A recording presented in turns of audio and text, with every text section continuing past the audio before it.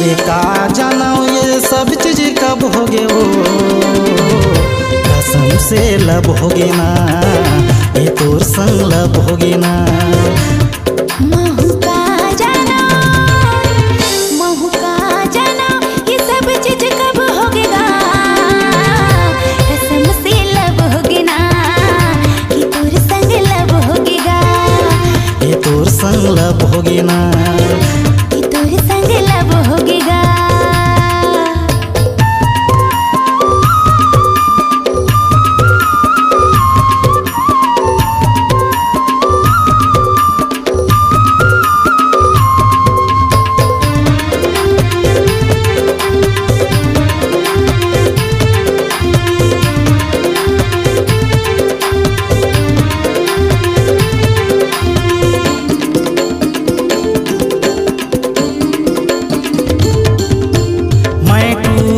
अनाड़ी खेल कूदे में वो खिलाड़ी, गाना बजाना मोर बचपन के सौंग, माया होगे तुरले भारी।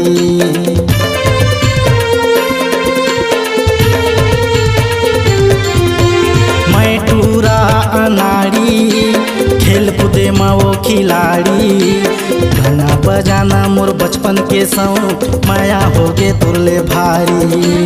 गाना बजाना मोर बचपन के सौंग, माया होगे तुरले भारी। फोन मगो,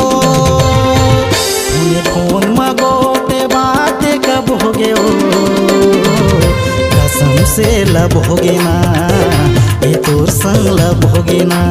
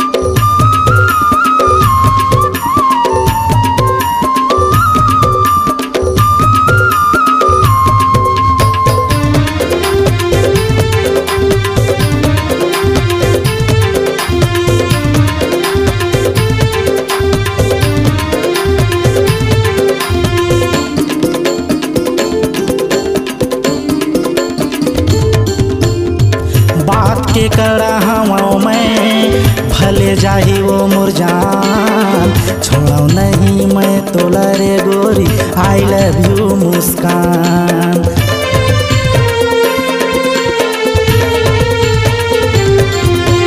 बात के कड़ा हवाओं में भले जाही वो मुरझान, छोड़ो नहीं मैं तोला रे गोरी, आई लव यू मुस्कान।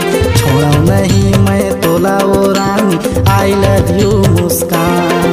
तोरे मोर मिलन, तोरे मोर मिलन गाँव गाँव में शोर होगे वो, कसम से लब होगे ना, ये तोर संग लब होगे ना। अरे का जानो, अरे का जानो ये सब चीज कब होगे वो, कसम से लब होगे ना, ये तोर संग लब होगे ना, ये तोर संग लब होगे ना, ये तोर संग लब होगे ना, ये तोर संग लब होगे रे, ये तोर संग लब होगे ना, ये तोर संग लब होगे ना, ये तोर संग लब होगे ना, ये तोर संग लब होगे ना, कि तोर संग लब होगे ना, ये तोर संग लब होगे वो। आपकी आवाज ही आपकी पहचान है।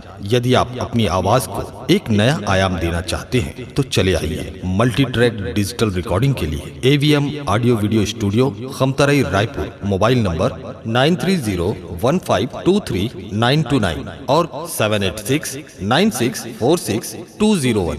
यदि आप नए एवं पुराने गीत सुनना चाहते हैं तो avmgana.com में जाकर गाना फ्री डाउनलोड करें और YouTube चैनल में AVM गाना को सब्सक्राइब करें। आप सुन रहे हैं गायक सुरेश कुमार तिलक, राम कुमार तिलक, गायिका लक्ष्मी कंचन और सरला गंधर्व की सुमधुर आवाज में MP3 एल्बम आबे घुमेला अचानक मार, मनोज कुमार ध्रुवे के सहयोग और संयोजन में बना MP3 एल्बम आबे घुमेला अचानक मार। प्रोग्राम हेतु संपर्क करें सुरेश कुमार तिलक 7730467114 और मनोज कुमार ध्रुवे 9171505730।